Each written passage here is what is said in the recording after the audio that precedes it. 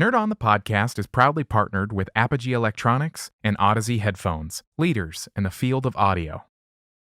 We're breaking through here. I've seen Jonathan Frakes, the dad, in action. So now... What's up, everyone? Welcome to Nerd on the Podcast you didn't need but deserve, where all levels of nerd are welcome, whether you came from the city or the forest. Whether you're lost in the woods or waiting for the bus, the spirit will reveal himself when he wants to.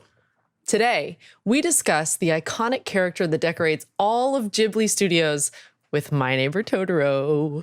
We're doing it. Today. Dude, it's so... We're going to get stricken with the copyright so fast. No, we're not. Yeah, because unless you're saying I'm killing it. I'm killing it. Pretty hard, Tom. That was awesome. Sound like Leah Salonga all day. I can't do the thing, but there it is. Thank you, Tom. Yeah, can you do it? You do it now. Ready? 1, 2, 3. Yeah. Beautiful. It's all delayed. It's every time it goes up. Julie, if you can match that up in editing, that'd be great. Yeah. Perfect. Can you fix in post? Thank you. So yeah, we're talking Totoro, and we got some surprises in this episode. But first and foremost, introduce the host, Caitlin. Oh yeah, the hosts. I'm one of them. I'm Caitlin. And I'm Tom. And I'm Corey. There's an order we discussed before, and no one's remembering it. No, I remember not at mine. All. I think. Well, Ollie got it, and then Tom got it, and now Josh. What's next? Well, I'm one of the hosts as well. I am Josh, and this episode is brought to you in part by the members of the Nerd On Nation that is powered by Patreon. Oh, delays are fun. That's so good. As a member of the Nerd On Nation, you do get fun perks like bonus episodes. You get early access to our episodes. You get discounts on merch. You get special channels within our Discord server that are devoted only to members of the Nerd On Nation. Special. But yes, it's very, very cool stuff. The Nerd On Nation does allow us to keep on growing and be the best that we can be. You can check that out, nerdon.io/Patreon, and check out our Discord. It is nerdon.io/Discord. We recently opened it up to the public, and it's been so fantastic just to see the conversations that I am always getting notifications from Discord. It's always popping, and I love it. So stop by, chat with us, chat with other members. Say hello.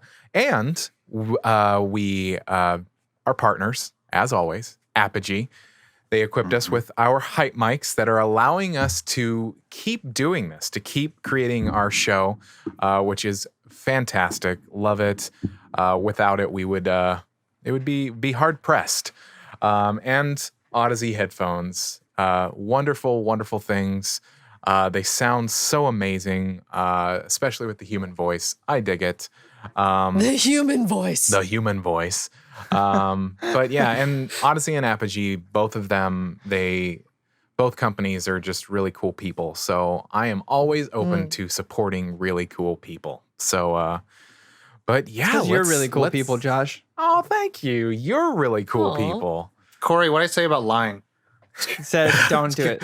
Oh, Said I'll go to heck. Lie more. No. So Corey hasn't lied yet. Lie to her. There you go. Turn to a positive. But yeah, that's it. That is the housekeeping. Shall we is clear. Get into it? Let's talk about Totoro. Yes, we are. So if you are brand new to Nerd On, Guess That Grump is a completely foreign thing to you. But if you're familiar with it, we're doing something completely different. We did have a guest on the show, and Josh will introduce that. So at the end of it, we'll still announce who was the guessers and all that stuff. But this is after that moment. So we already have knowledge of who the Grumps are for the episode. But you know, we were going to skip that. The Nerd On Nation. The Nerd On Nation. So do we have that? Are we going to mention that right now? I do have that, yeah. So if you become a part of the Nerd On Nation, you get to participate in polls on who you think the Grump of the episode will be, who's going to rate it the lowest out of the group. It's a fun way for us to turn our negative into a positive. And with that, the Nerd On Nation believes, by an overwhelming 50%, by the way, that Tom is going to be the Grump of the week.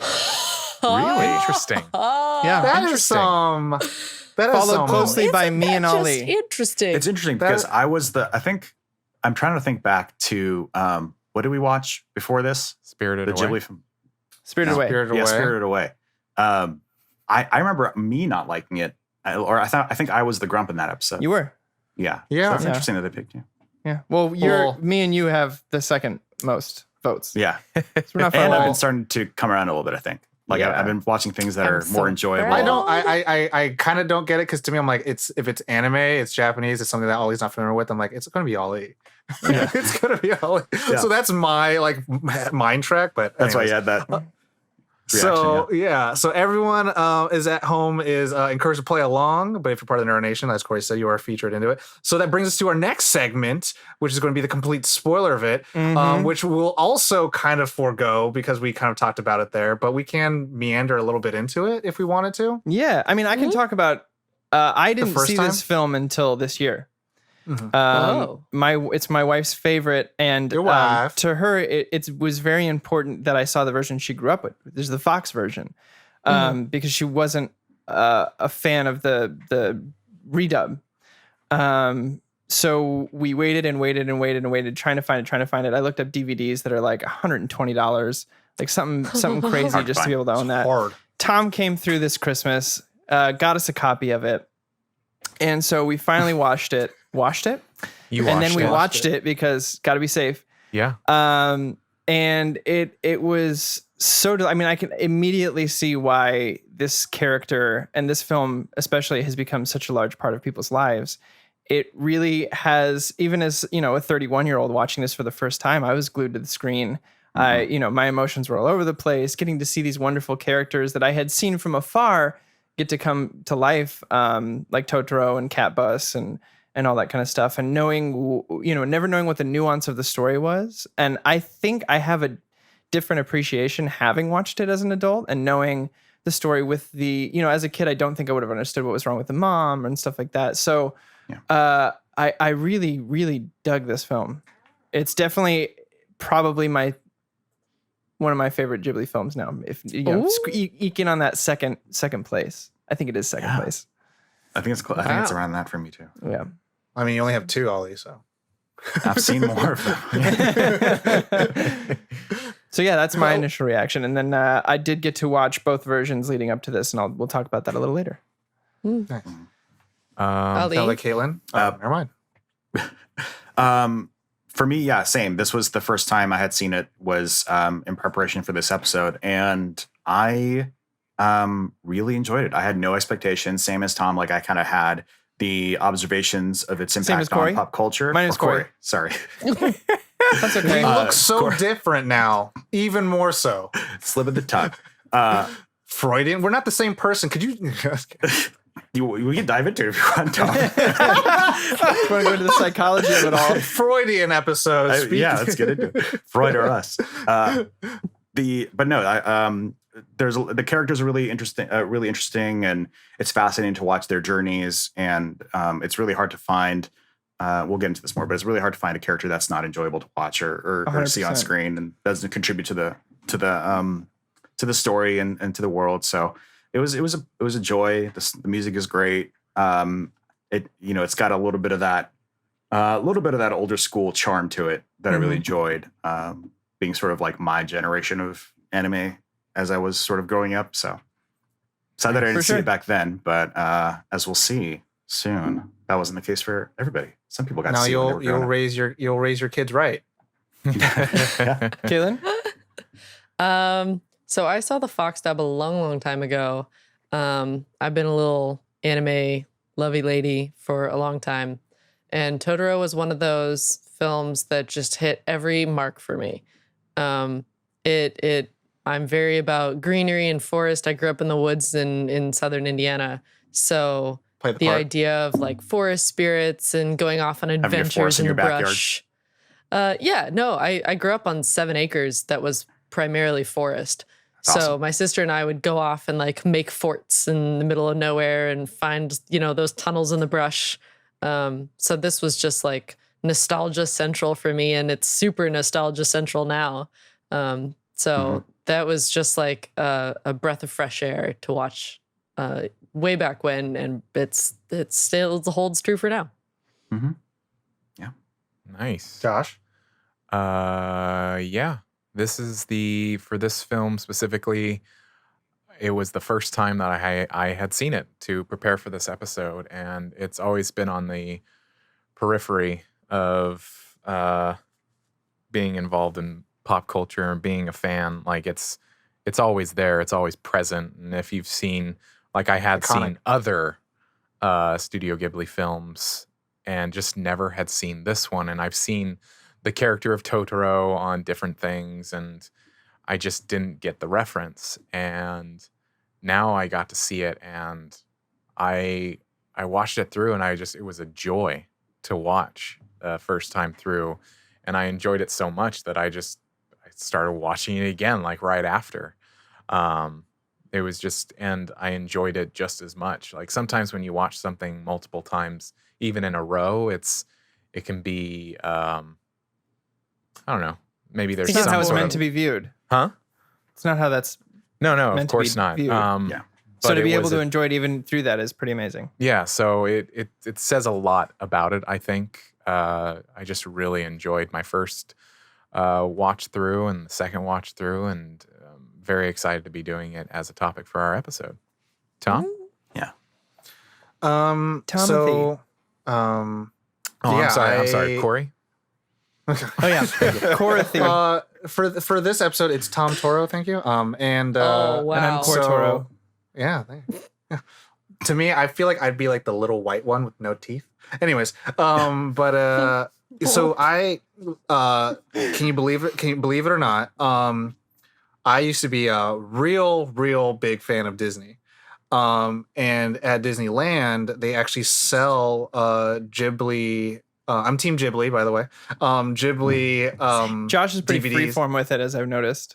Yeah, Kind he's of Ghibli, ebbs and Ghibli, flows, Ghibli, which Ghibli. is fine. It's totally fine. It doesn't really. I mean, yeah, it's up to your Team Ghibli. preference. Is there a proper pronunciation? Just that It's Civil an War pops up. It's an African wind named in Italian that is used in Japan. Oh, okay. So up to you. Is it Mario or Mario? Who knows? I say Gaiblai. We'll bring it up in the next UN Council. Yeah, I say GIF instead of GIF, and I also say Georgia instead of Gorga. Yeah, So- Studio Gaiblai. Yeah, exactly. And those Oh. long GIF is neck. just my like. That hurts my brain to hear. I It hope hurt you my know. mouth to say. and those long necked animals, those giraffes, all those. I love them. Wow. All right, so I get it. I whatever. said it wrong. No, you didn't. That's the whole point. That's the There's whole literally point. no rule. But no, yeah. So Disneyland actually used to sell like a bunch of Ghibli stuff, and I was always very fascinated. And I was mainly looking for my Kiki's Delivery Service because that's my favorite. And I kept just seeing Totoro. I was like, man, fuck Totoro. And then I was like, I was like, I never watched that shit. So I was like, let me watch this, right? And so I watched. The first one I ever watched was the Disney dub, and it was the Blu-ray version, and this was like later in college, and I just somehow always avoided it. And then I finally watched it, and then I was like, cool, now I get it. Cool, it's in my pocket now. Let's on to the next Ghibli film. And then preparing for this, I was like, let me do it right. Let me watch that original OG dub. And then let me try to watch the Japanese subs with the English subtitles, and never got to that one. So I was like, all right, I'll just get to the Fox/Streamline version and the Disney version.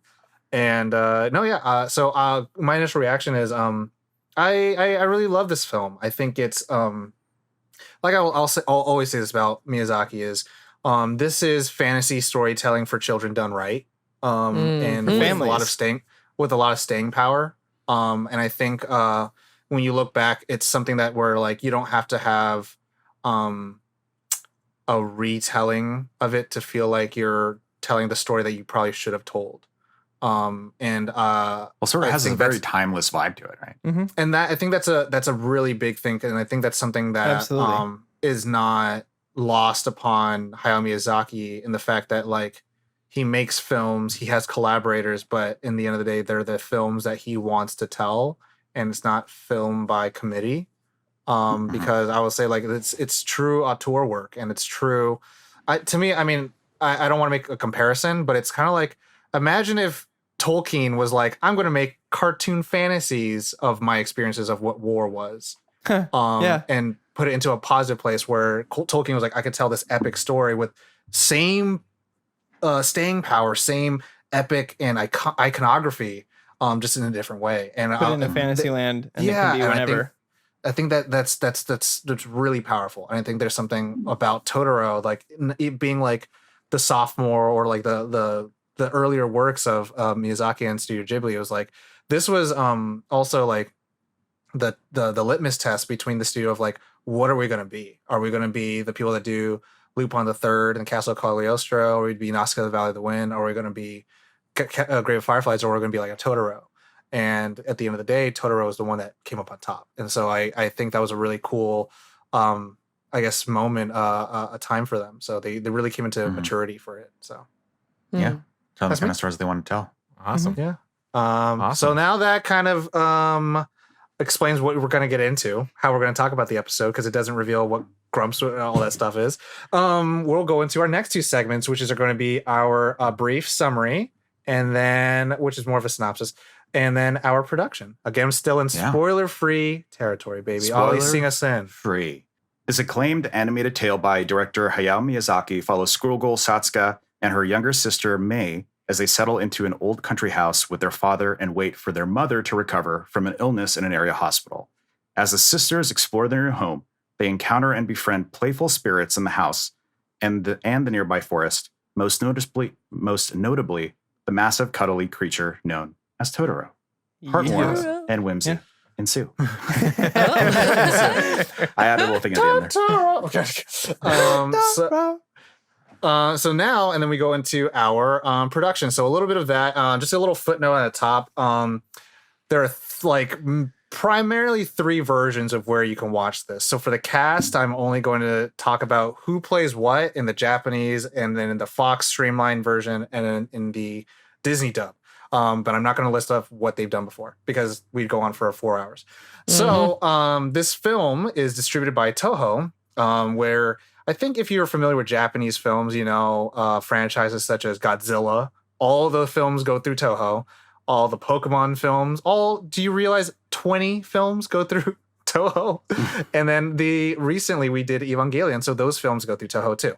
The director is Hayao Miyazaki, best known for Kiki's Delivery Service, and then Nausicaa Valley of the Wind and Spirited Away. Producer is Toru Hara, Kiki's Delivery Service, and produced Grave of the Fireflies. Lead everyone with that. Yeah, I know. Every single person going to start with Kiki's Delivery Service. And then also produced Castle in the Sky.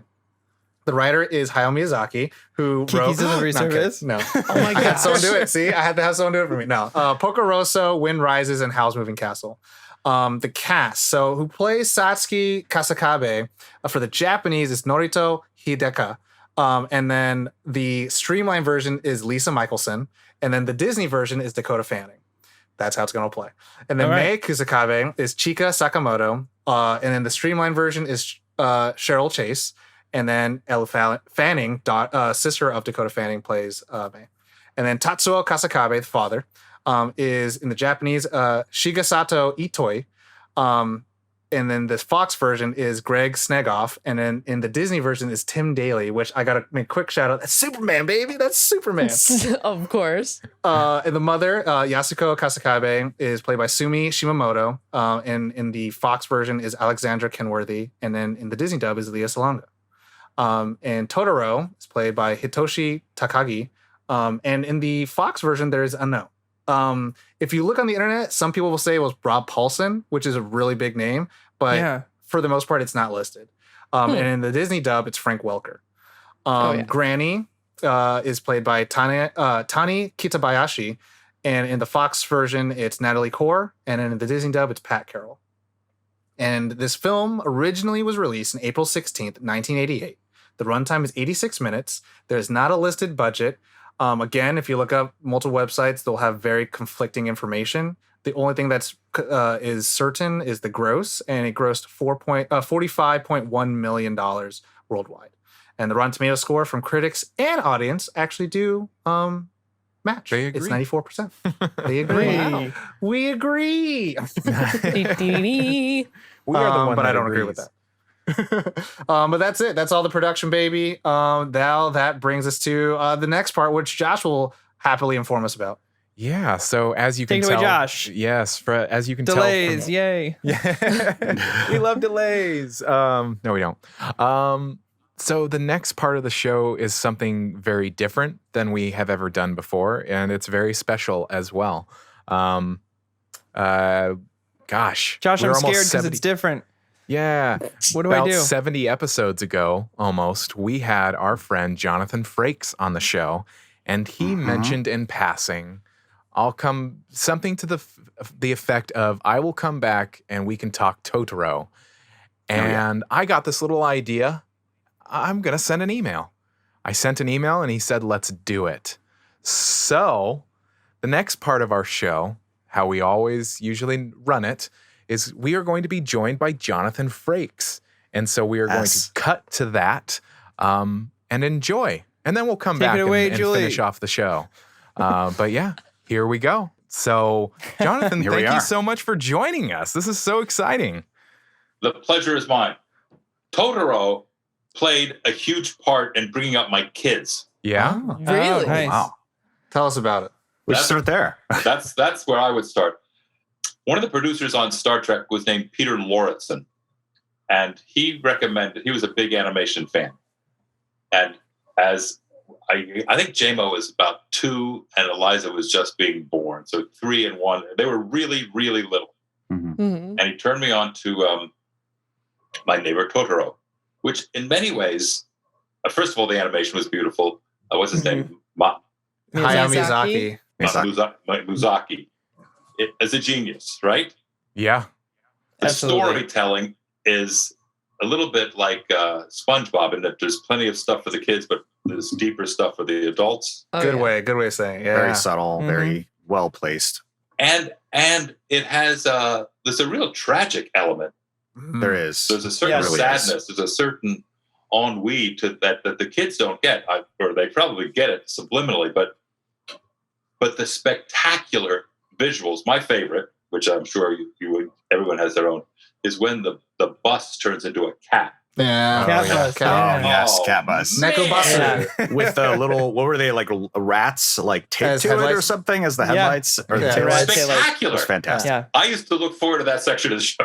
And one of those deals when you have kids, you watch this shit over and over and over yeah. and over again. Oh, yeah. There. I was really glad that they got hooked on this one early. Do you remember there's- which version that you saw? Because Disney did a redub. Do you This know if would it have was been the original? in the 90s when they were born. Fox. So So Okay. it would The be the original. Fox / Streamline edition. Yeah. Nice. you guys are really nerds. Oh, Yeah. What a nerd question that was. I mean, Well, also, I mean, the Disney version has Dakota Fanning and Elle Fanning as the leads. Like Yeah. they did The sisters, the yeah. redub. The rights expired, and so Disney did a new version with Was it the Dakota same Fanning. animation? Same Was it the animation. same animation? Yeah. They just did a new dub of it. Yeah. yeah. And also, Pat Carroll plays Granny, who's best from Ursula. So like, Mhm. and then Tim Daly, who's done Superman. I was just like, as the dad, and I was like, to me, I was like, there's a lot of cool things with the new dub. But speaking of the cat bus, do you know the lore behind that? Like, I don't. I'd love to. it's apparently in Japanese lore, there's like myth and legend that when cats get to like so old, they can shapeshift. And that's what that is. It turns into a bus. And there's actually a sequel to it that's never been shown in America. And it only premiered several times in a museum. And it's May and the cat bus. And there's more than just a cat bus. There's like a cat train. There's a cat submarine. There's a kitten bus. There's a whole world of cat vehicles. What? Yeah, so I was like, that's I've been missing super- out. So I was gonna say, Wow. like, you gotta go there. You gotta go to Japan, go to Miyazaki's museum. I think that'd be a treat for you. That's awesome. Absolutely. So Jonathan's favorite part is the cat bus. What about Mhm. everybody else? I love mine's the, yeah. Go ahead. Oh, I was gonna say the pine trees growing. When they go out and they do kind of like the dancing and all that dance. kind of Little- stuff, and the tree the just leaves. keeps on growing. It was so cool. And then their celebration, even after they learn that it wasn't real, like it's still they still like sprung up out of the ground, and they were like, Yeah. it's still a success. Well, It's Josh, still the best thing ever. did you watch the Fox or the Disney version? It was the Disney version. I honestly I didn't know until after I watched it and was doing all my research. I was like, what? I missed out? So it's funny because in the Disney version, Satsuki says, I thought it was a dream. And then Mei says, but it wasn't a dream. And in the Fox version, they say, we did it, we did it, we did it.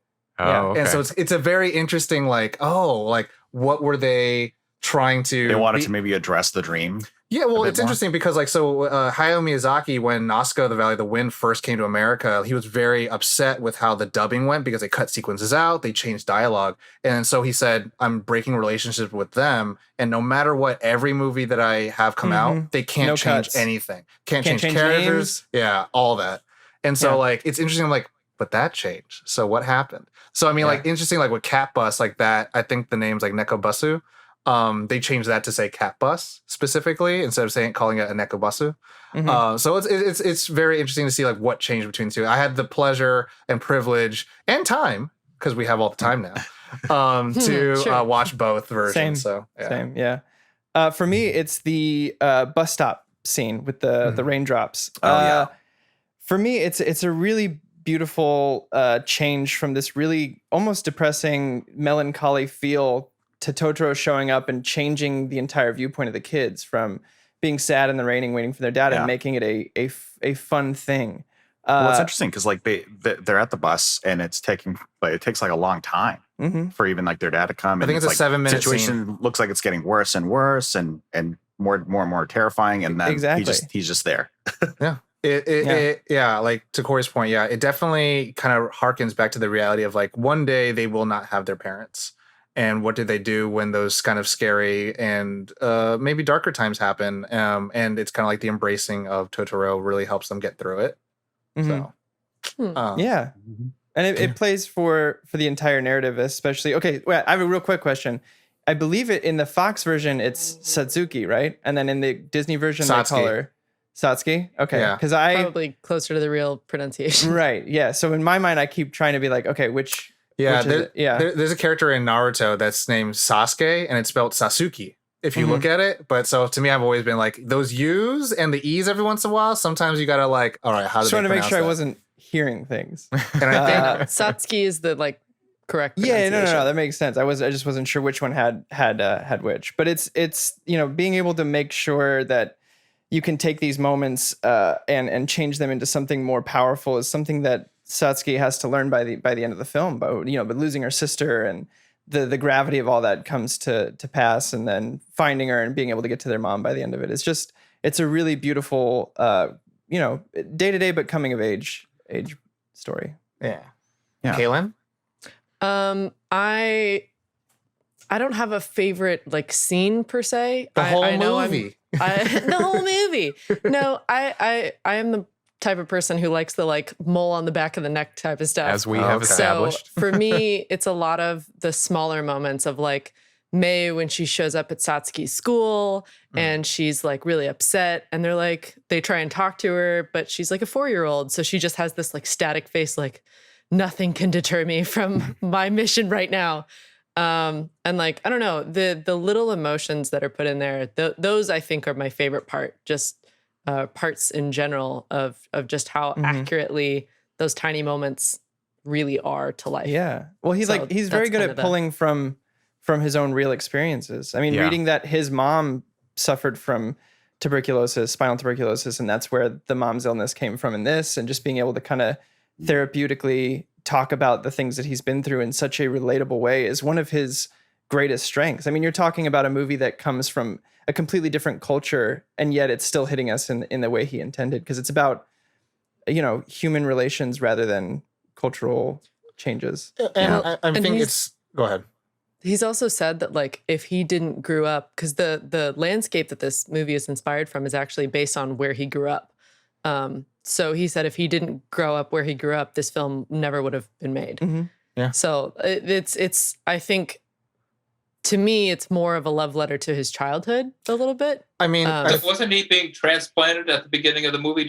Aren't they moving into the Mhm. Yeah. yeah, Mhm. very They're much just moving yeah. in. Yep. Yeah. Just, from yeah. from the city that they end up having to go to the hospital in. Yeah. Yeah. And then Yeah. to be closer to the mom. Yeah, That happened very, like Corey said, it was like very autobiographical on his point. And I mean, like, this all takes place before in like 1958 Japan, because he really wanted to include like no TVs, no technology.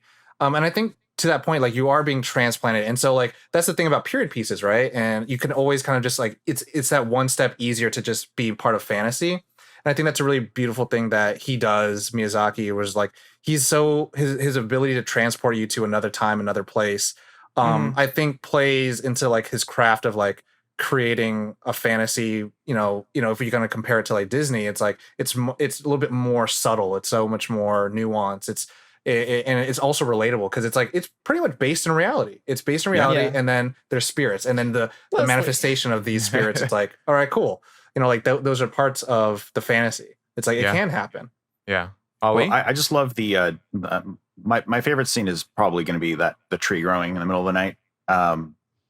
Just because it was just so like fun to watch, and I just love them like playing the acorn instruments on the top while like the dad heard the music and was enjoying it or whatever. Like that just was a really kind of cool magical scene, and it was just like kind of breathtaking to watch that like tree just form out of nothing. Yeah. Like, okay, that's growing now. It was an interesting experience watching this because I've heard and of course seen like Totoro, the character is such a mascot for Studio He's Ghibli, everywhere. and it's everywhere. And I didn't get the references. I was like, that's a really cute character. That's neat. And now that I get to see it, it was an interesting experience. It's like those when you get to see something that I'm gonna say missed out on. Like I just never watched it up until this point. And once I saw it, I was like, yeah, I missed out. This is a really good movie. This is so much So fun. did you all watch it prior to this meeting today? Yeah, we definitely so many times. I watched it young. I watched the Disney version like a while ago, but I didn't watch it until like I was in college. Because I've watched like all the other Miyazaki films except that one, and I had somehow avoided that one. Spirited Away, Ponyo, Pocoroso, so Castle in the Sky, Howl's Moving Castle. But then like for this one, I was like, let me watch the first American, broadcast version of it. And I watched that one. I was like, okay, now I could have a premise of like where, like to your point, Jonathan, where it was like your daughter, your children have watched it. And it was just like, oh, for sure. So like now I know what they experienced versus what I experienced. Yeah. It's interesting as we're talking about it, because I literally haven't seen it in maybe 15 years. Mm-hmm. And as you mentioned these things, they come flowing back. Yeah. And something just came to me that I remember vividly. I guess it was on the way to the house that they were moving into, which they didn't know anything about. Mm-hmm. And they drove by what must have been rice. Mm-hmm. That told us the story that we're leaving the city and we're going to going to the country, and it's going to be much quieter and much calmer. And what were they traveling? They were traveling in a bus, a car, a truck. It It was was like a truck, truck like a truck or something. that had a bunch of wheels. stuff in it, and then like the girls were hiding in the back of the truck with all the stuff because there's like a moment where she's like, "Oh no, I thought that was a policeman. It's a mailman." Then they wave. Yeah, but there was a certain overlying tragedy that you felt, even though you didn't know that it was. Were they moving there because they want to be closer to the mom? Because of the mom. Yeah, they want to get closer to the mom. And somehow you knew that without being told that. I remember. Is that? Yeah, I mean, the music and just kind of the way it's portrayed visually kind of give you this feel that it's not like super exciting that they're moving. It's not for some joyous reason, but it's not joyful. Exactly. The kids are finding the joy in it, but it's there's not definitely that untold nature of like, okay, well, something must have happened to cause them to want to move from the city to the country. So, And the house they move into is this broken down kind of so kind of what's the scenario romanticized, here? dilapidated house. So you get that vibe right away before ever finding out that anything's wrong with the mom. And you're told as kids. I mean, I remember because I hadn't been to Japan by this point. A lot of the animation, I'm sure, is recognizable to Japanese people as a house that they would have seen a rundown place up in the country, or a camp at somebody's place by the lake, or that had been in disrepair, or had been in the family, right, in an old flop house. Yeah. But it had such a distinctly Japanese vibe to it that it was it was interesting in a way with the that I'm bathroom sure. and- Yes, exactly. And the separation of the rooms and how they slept and all that shit was. I'm sure it was mundane to some, but to me, as an American, I found it. Yeah, and the design of Yeah. the work is astounding. I can tell that Everything you've seen about it a it. lot because you with your daughter. You remember all those details. If I may ask, Jonathan, do you remember or recall how you came across Totoro or even Miyazaki as a director? Or This was this guy I mentioned earlier, Peter Lorison. Oh, that's right. Yeah, who's the head of post production on the show, recommended it. Oh, to okay. me. And from the moment I tried it, I felt like it was a gift to me. I could share with my kids, and it That's beautiful. became a real family favorite for us. Oh, Yeah. No, yeah. I think that's why I responded to it when it was a couple of years ago. We did this, last year. Oh my gosh. I Last think year, yeah. you're the one that brought it up, though. You were just said like, "I'll come back if we I just do brought it up? You brought it up. I was like, it was like such a left field. It's like Jonathan Frakes likes Totoro. It was like at the And I end was of the episode, you were like, "I'll come back if we talk about My Neighbor Totoro."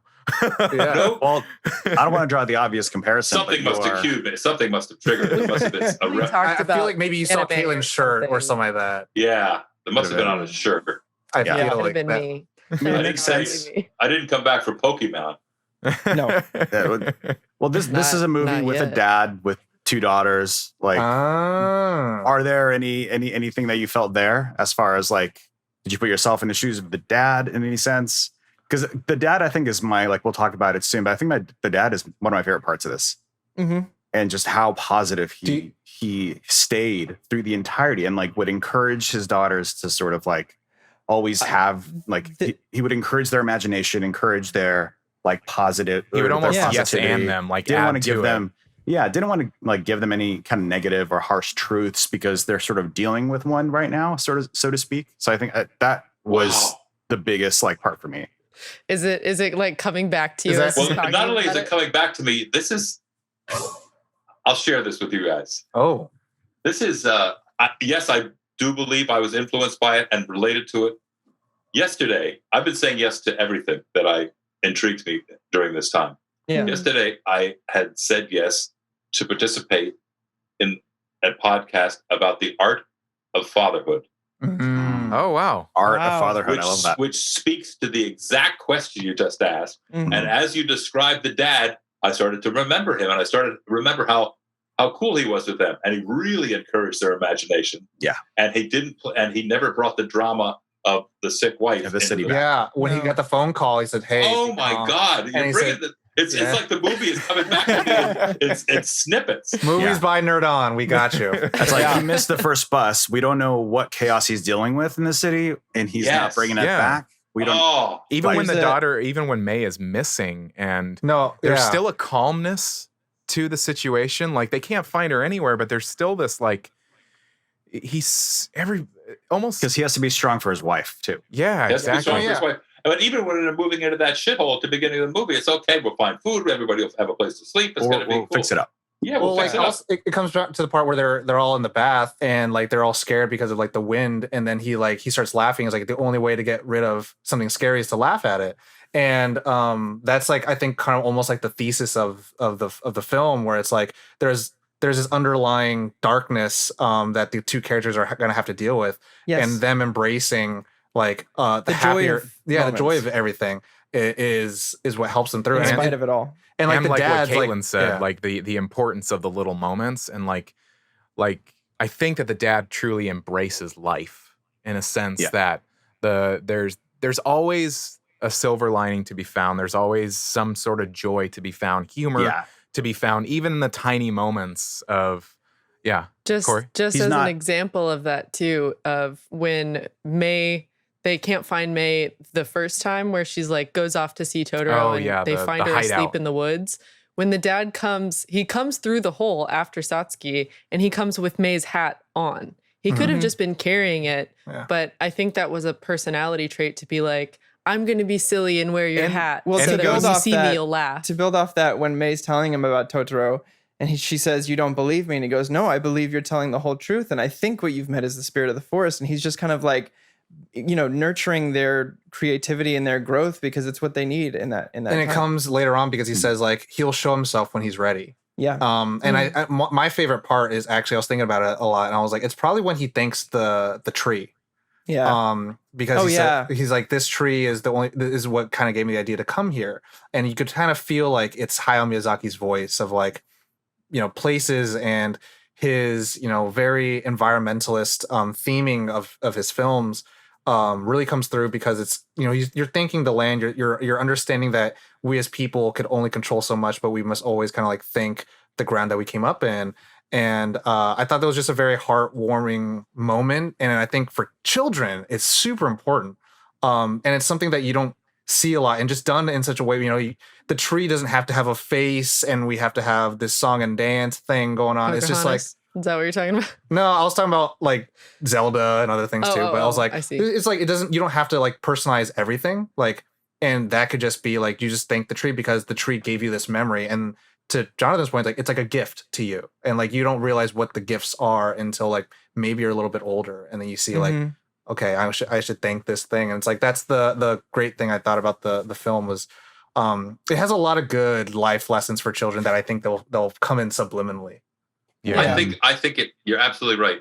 And one of them is the acceptance of the power of spirits and the presence of spirits. Yeah.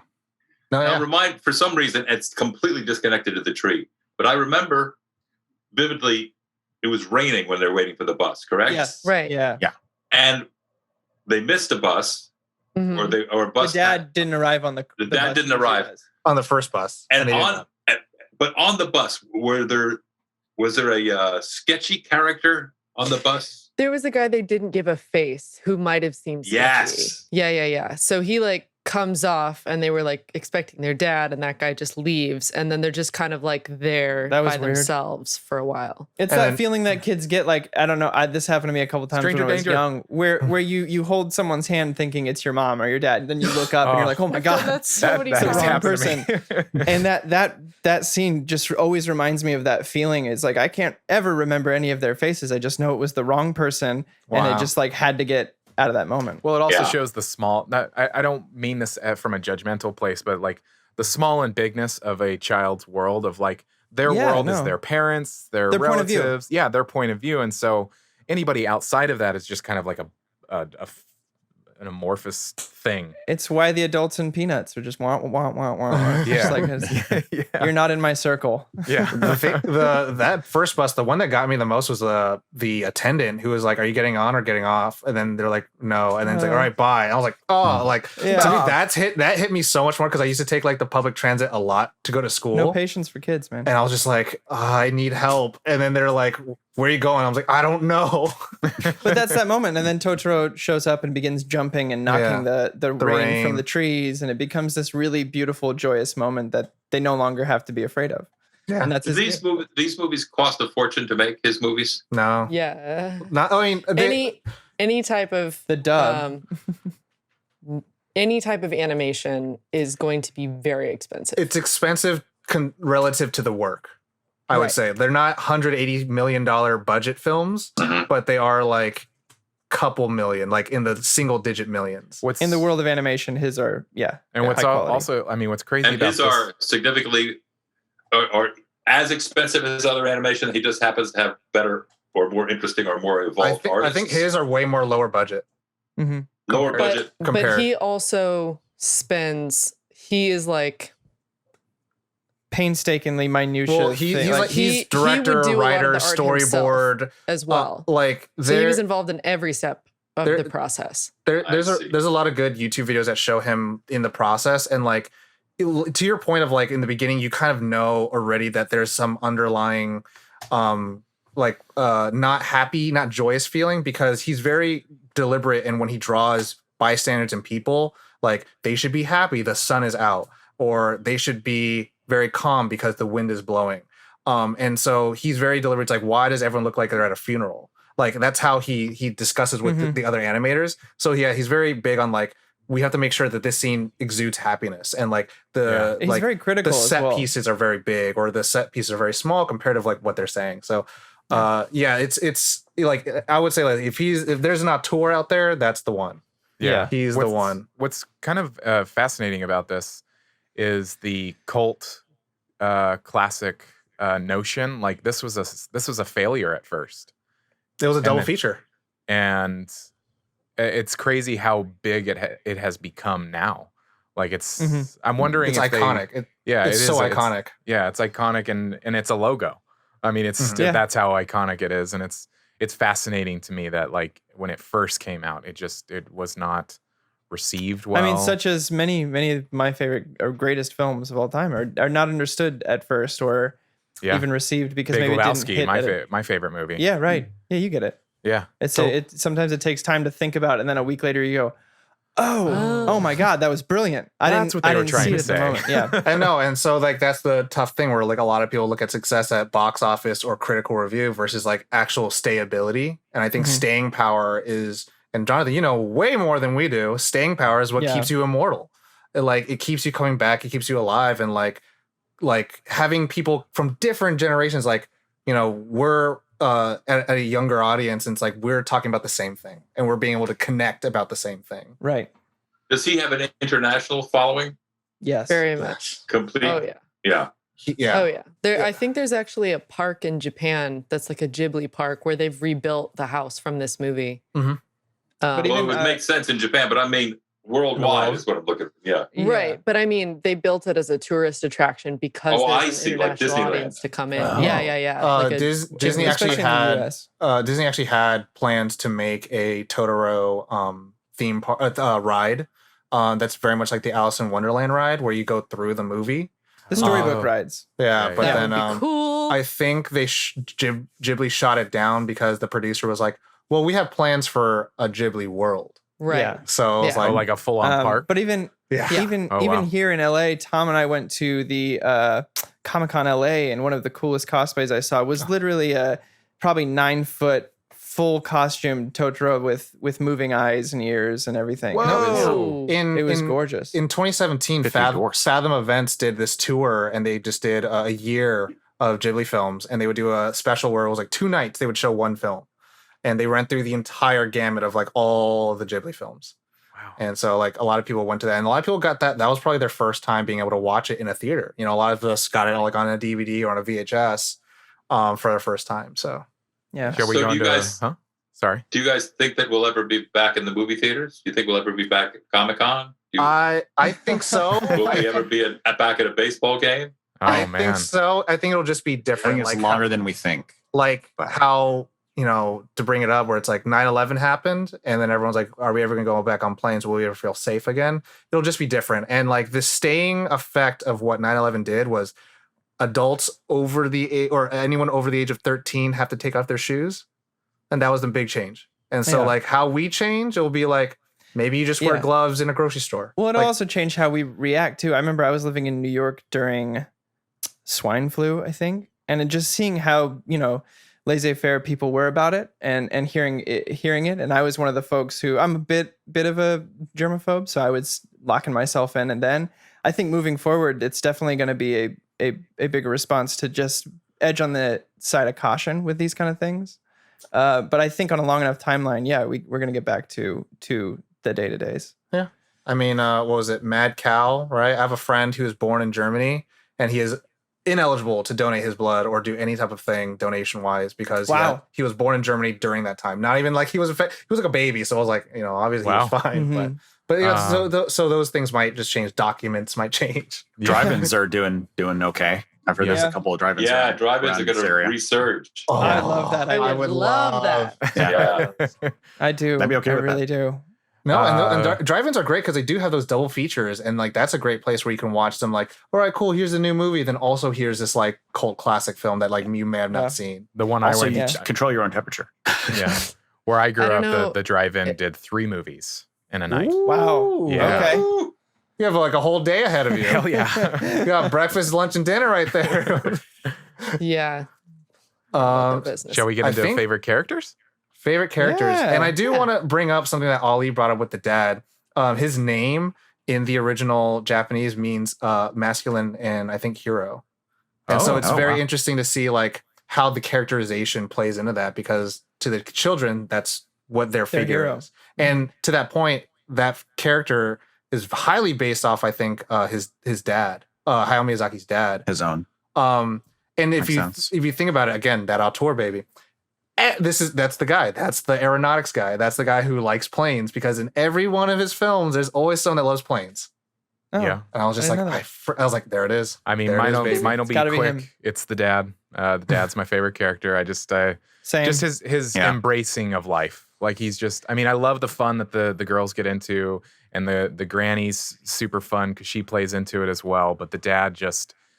I mean, you got to understand. I mean, obviously, I can't understand it, but his wife, his best friend, is sick, and he's raising these two daughters, and he's still able to embrace life and embrace their imagination and Yeah. stay positive. And well, even with her in the hospital, all he's trying to do is make her laugh, and that takes strength. I think that takes a lot of Yeah. strength to be able to be positive in Absolutely. the negative. So I'm right there with you, Josh. That's definitely my favorite character. Yeah, I couldn't have said I it better. agree too. If I had to pick one of the girls, May makes me laugh the most. May's But great. the dad is such a anchor through this whole story, and he shows up exactly when he needs to kind of guide them a little further, and almost like a spirit of his own, kind of guiding them to what they need as well. I'm still reeling from future foes' observation about my why this movie is so important to me. And I suspect going through this that it was aspirational Mm-hmm. for me to be that good a father. oh yeah, I think that I'm working with Imagine and Nickelodeon now, and Nickelodeon's whole thing is aspirational. All they want to do is create stuff that People can a aspire couple to years younger be. than the characters in the show.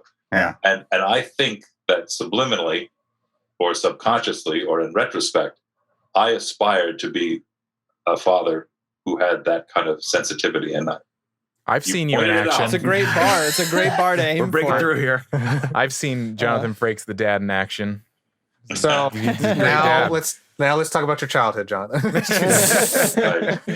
I got some great advice from my father. I'll share two of them with you. Oh, please. Yeah, please. Do it. Never order a martini in a Chinese restaurant. Oh, Okay. to know. That was one of his first pieces of advice. That's sound. That's very That's sound. pretty solid. Very sound. And when I was once oversharing about having scored some pot and it upset my mother, my father looked at me and said, "Jonathan, lie to her." Oh There no. you go. Oh Perfect. You heard it here first. You heard it here first. Life lessons. Be Life the best lessons. dad you can. Wow. That's the new awesome. series. That's the I'm new gonna series. cherish that. Talk to the Cherish camera that and then forever. life lessons with Jonathan Frakes. Caitlin or Ollie, did you have different favorite characters? I think Ali said That's the same. dad. Dad? Yeah. For me, it's Satsuki. Okay. Just because she has that. I have an older sister, so and I feel like Satsuki is a lot like her, where, or vice versa, I should say, where she's got to like be the strong older sibling, but sometimes the fact that she's still very young kind of cracks through because she yells at May, but she does like regret it pretty much instantly. She also and has there's- her own breakdown like later. right, Which right. I love. Which I loved. Yeah. So just showing that like both of these girls are very strong for the age that they are, dealing with like Yeah. a massive upheaval. They're moving. They left all their friends. They're already making new friends. Like they're making the best of it. But they are still human and very little humans. And for them to be going through all of that and still like come out of it okay and positive was like Yeah. I'm all about that. So Oh, those yeah. are my two faves. I'll speak to that because I have an older sister, and like when we moved, I was like going into high school, or I was going into junior high, and she was like in the middle of high school. So it's like a very emotional, hormones are everywhere time. Transitional Oh, phase. yeah. we'll say. And that's what I'll say. Like Nice to way that- of saying it. yeah, to that point where it's like it is so like for someone like me watching it and watching kids moving, like to me when you were a kid and you were moving and leaving your friends, it was like probably the worst day of your life. Yep. It's so hard because you as a child you like this is home, and the idea of home kind of goes away. But then what the film tries to say, like your idea of home is your people, is your tribe. Yeah. And that's something that, like, again, like I never grew up with that idea. Like watching this is like, this is a wonderful way so kids can kind of figure that out and see that. Because at the end of the day, like your family is like what you're really going to like be with you for, as long as they can be. But anyways, so other than that, my favorite character is actually Granny.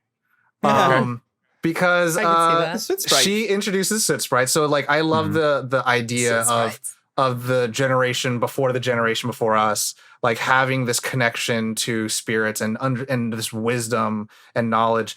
But also like, there's just something kind of like easy to be said. It's like they obviously know more than a child would know because they've been around longer. And so like the point where she's consoling Satsuki, it's like, why would your mother ever leave two beautiful girls like you? Really hits me really hard. And I just love that like she teaches them like the importance of gardening and then taking up your own food, washing them, and then the eating the cucumber and Gardening. the corn sequences. And it was just like, yeah, if anyone ate these, like they would be super healthy. And it was like that again, that positivity in a physical realm where I was like that I really, really adored this character. Those were the crispest cucumbers I'd ever seen in my animation. God. Oh yeah, it's probably why it's Food one of in my anime always my, looks so good. Food in anime. my wife So grew good. up on this film, and cucumbers are one of her favorite things in the world. And I'm now just realizing that may be a connection there. I might try that crisp, like put it in water for a bit to make it get cold. That's like really smart for camping. Well, you're also washing off like any dirt and bugs and Yeah. stuff like that. So I was Yeah, like, yeah. that's the way, Nice. baby. That was what Yeah. I did. There's a separate series, Jonathan, that we started doing called Anime du Jour. And it's like an anime themed afternoon tea interview show. Ooh. So I did a Totoro themed afternoon tea set, and we had cucumber sandwiches specifically for that scene. And like the little seed pouch that he gives was like a mushroom burger. And Now I a understand lot all the of that stuff. references. I get that reference. Oh watch- yeah, go back and now you watch can that watch episode. it. Know what's going on, Josh. Yeah, same season. You're doing it, Josh. You're doing learning. it. You're learning anime. Shall we dare adventure into qualms? Yeah. I'll be really quick. I don't have a single qualm. There wasn't And a so- single thing that bothered me about this movie. In to me, fact, it's- I watched it multiple times. Like I was just like, I missed out, and so I was like, I have to watch it again. This is so good. I'll bring it up just so like we kind of get a palette. It's it's a discussion piece, right? So the film didn't do well because even Hayao Miyazaki saw this, that like there isn't quote unquote like an antagonist or like some evil force stakes like the It's not the world's ending typical kind of thing. hero's journey. Slice so to of life. speak. It's Yeah. slice of Yeah, life, and so like he knew that like, hey, this isn't going to perform that well, so we have to be willing to take the blow with it, and so that's why it was paired up with Grave of the Fireflies when it first got released. That's a and hard pairing. and it quote unquote box office flopped. And I would say that's probably like the biggest talking point where it's like, if you're not really geared into watching something like this, like it's definitely something that you have to watch through. And then when you watch it the second time, you understand like the true purpose and meaning of the film. Because it is a little unlike other Hayao Miyazaki films where like there's a little bit of like character wants this and is doing this to get to that. Here it's kind of characters are placed here and we're going to see how their They deal arc with it. changes through it. Will they have a negative arc or a positive arc because of circumstances happening to them? I will Yeah. say, us doing an episode on Fruits Basket, I think, kind of prepped me in a sense to handle this kind of The slice of lifeness. this Storytelling? this slice of life storytelling type thing. Yeah. Jonathan, have you seen any other of the Miyazaki films? A Spirited Away, I remember. Spirited Away. That's my Good favorite. Vaguely. Yep. Was Oh, there yeah. any other like anime stuff, like Japanese animation that you've This come is across? this really? is this is this is not my genre. This, No. this film and Spirited Away are kind of I'm nodding knowingly, but I'm being educated. Well, let's talk about Pokemon. I'm kidding. I'm glad the Pokemon phase is over. Oh, that's fair. Well, it's Oh, actually for them, still yeah. running. Well, yeah. but- No, I mean for my For the kids. kids. Yeah. For the Oh, kids. I remember They're not- Pokemon. I remember my kids were part of the Teletubbies world, oh. SpongeBob. Oh, So I was really grateful for Totoro. yeah. Yeah. I mean, Yeah. if Nice anything, changes It's Changes. definitely a You gotta- elevation of the art. yeah, you got to see. You kind of see like a Michelin star version of what those were, and you're like, oh, it's Totoro. That's what it was. No, yeah. So to me, yeah, the only qualm discussion point to bring up is, to me, I think like if anyone's watching and listening to this, like if you're looking for something like I want like to hear the characters going through, blah blah, like, and you're not really willing to just kind of observe, then yeah, that's your one qualm you'll have. But like, if you're a fan of the Miyazaki films and understanding where this plays and when you watch it, like, there's no qualms from here. Yeah. It's definitely one of those things that's a little bit easier to go back and watch it because of its significance against like pop culture and things like that. You're like, okay, well, there's something here. It's almost like a cheat sheet, right? Pop culture is sort of like a cheat sheet in a way. You're like, okay, well, let me go watch that thing, and maybe I'll get understand the reference. The things that you have to see as a pop culture nerd, so to speak. Right. Like the thing is, like, if you're looking for something, then like you may not find it. And I think when you, like, to Jonathan was talking about, it's like there's so much for everyone. Like whether it is the art, whether it's like the fun, cute stuff in the background for the kids. The music is like super just wonderful. And like Corey can attest to this. When we were working in the warehouse, like I'll just put on a Ghibli playlist and be like, you'd always hear those same like notes from Ghibli. I was like, from Totoro. I was like, I mean, also that is like super fun. Like, and that wasn't even storyboarded. Yeah, the opening sequence. Yeah, I mean, the music in this is another talking piece for me. It's just that's it. Like I mentioned before, it gives you everything you need to know. If you were to take the dialogue out, you would know exactly what that scene is trying to convey without any of it. And I mean, that's the point of scoring, but it doesn't always work out that way. So to see it executed so beautifully is really, really endearing and very inspiring for sure. As far as qualms go, I don't really have any. I did have the opportunity to watch the Fox dub and the Disney, and my I guess my only qualm would be the casting in the Disney one. It doesn't for me have that same. I know there were children doing it. Control. It's control. Yeah, I love the idea. And there's something in Miyazaki films that he gets right about kids. And whoever's been in charge of casting stuff like Spirited Away, where they have those moments where they are just kind of like loud because they're kids. Yeah. And I didn't get that as much in the Disney film, and for me it took away a little bit of the adventure of it, I guess, or the innocence. I haven't seen the Disney one. I've only seen the Fox one. And so that's the funny thing. Like, just to talk about it, like if you go talk to most Totoro, to Jonathan's point, like it doesn't have international appeal. Like most people will just quote the Fox version. The Disney version, like they were able to boast like a star-studded cast. Like the mom is voiced by Lea Salonga, and like that's Mulan and Jasmine, and like the dad's Tim Daly and all that stuff. But it's like I really preferred, like I really liked that they included like these voice actors that I knew for the adults. But I mean, like that's I think the grain of salt with the children. And it's like in the Fox version, the people who played the children were adults. So it was like they had more control over like when to high pitch scream, when to not high pitch scream. Where like the Fanning sisters, like they're kids, so it's like people are gonna hit them like a bag of bricks. Yeah, I think one was 8 emotional. and 3. The emotional weight. That's what it is. That's the word I was looking for. You lose some of the emotional weight that I think there's times where casting children is beautiful and it's wonderful and it really conveys something, but I don't think was one of them for me, personally, at least. Yeah. Kayla? Anyone else? I grew up on the Fox dub, so I had I've been watching the Disney dub just to like know both sides of the coin there. And I think nostalgia wins over for the Fox dub for me. But I don't even like, it's not a qualm. Yeah. Like I don't have a qualm for these things. Because it's just like... This is my mole on the neck, Caitlin. That's totally fair. That I feel like watching this movie is like being outside on that perfect sunny day that has a breeze. Like it's as Jonathan was saying, like when you think about this movie, it flows back to you. It doesn't hit you. It doesn't like smack you in the face with like, oh yeah, that thing existed. It's like, oh yeah.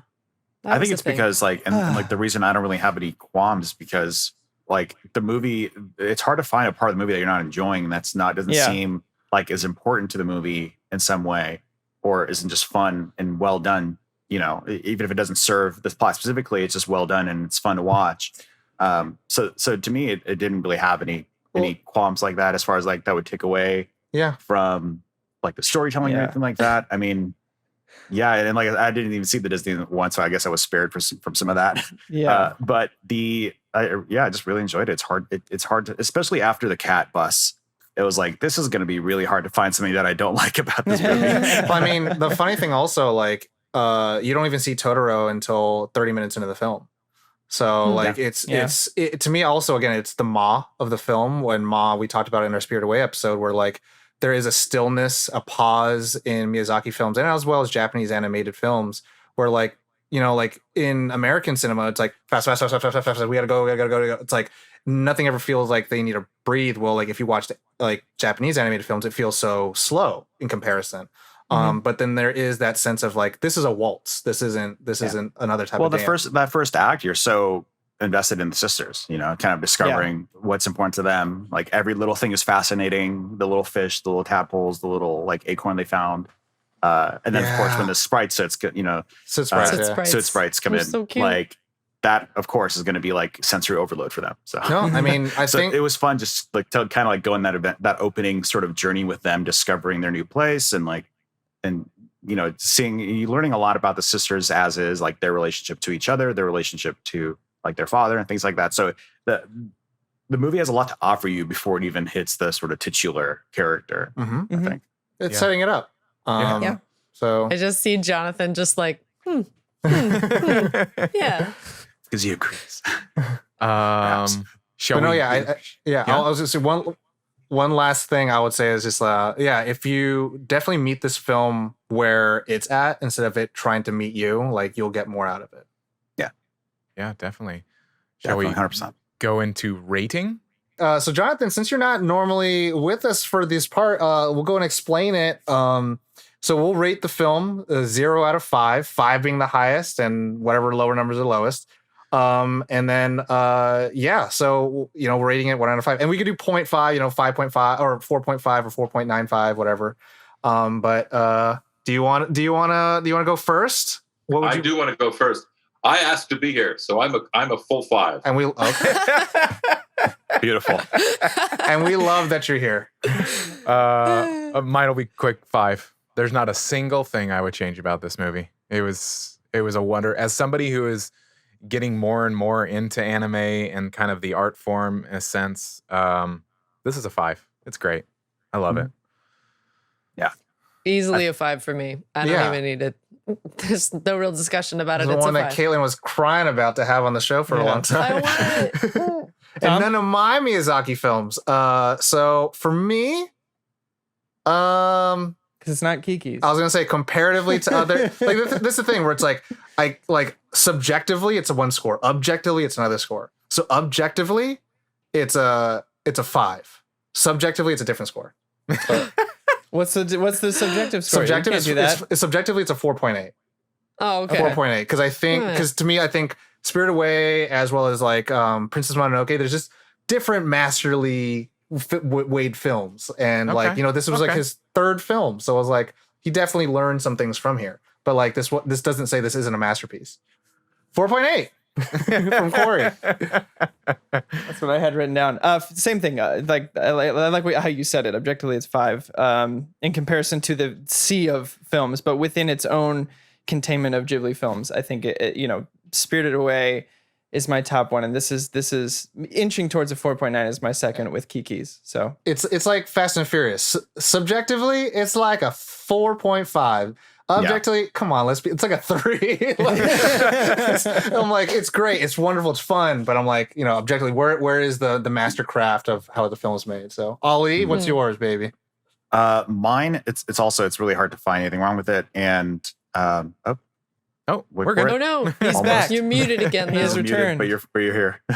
Phasing. For me, it's a 5. There's nothing that I can take away from it. It would be unfair for me to score it lower right now, even though I have to go back and watch. He just said we're unfair. I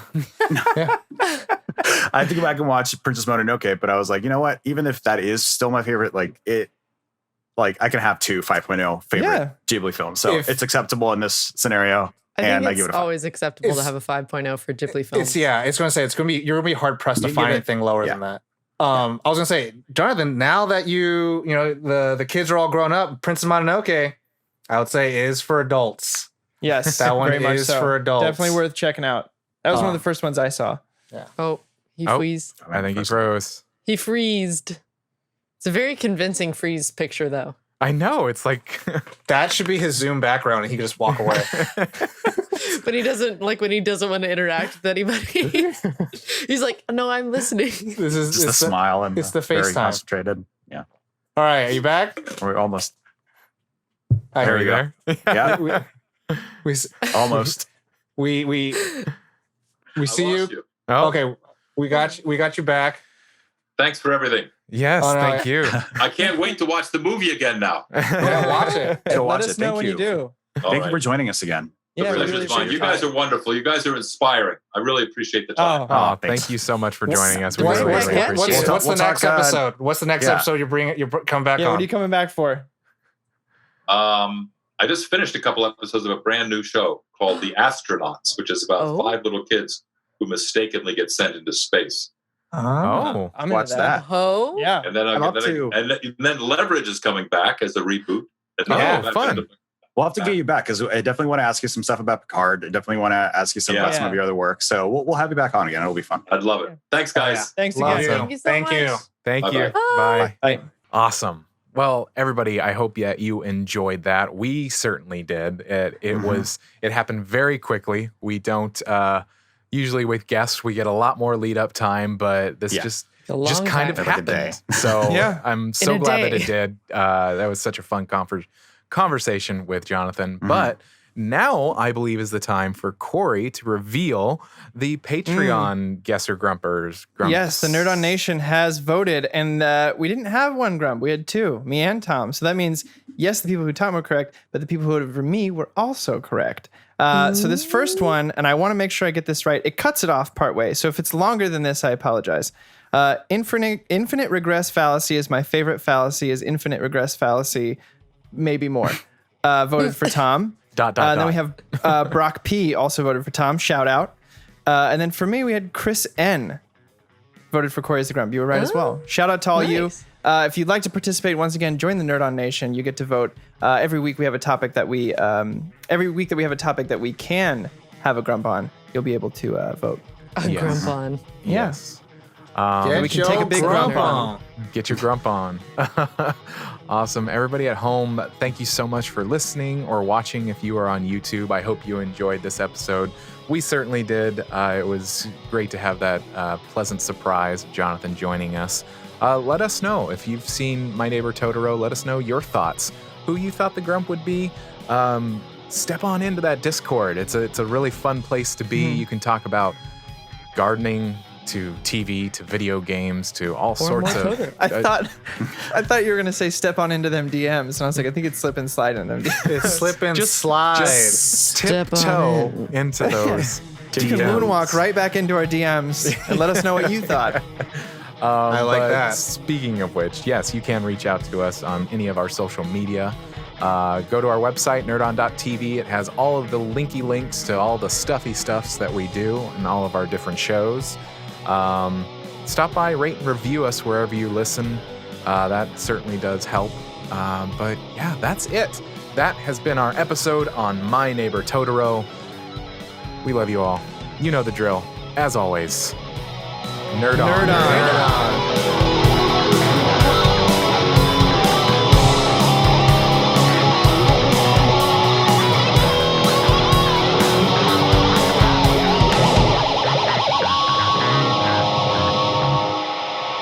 Ending broadcast.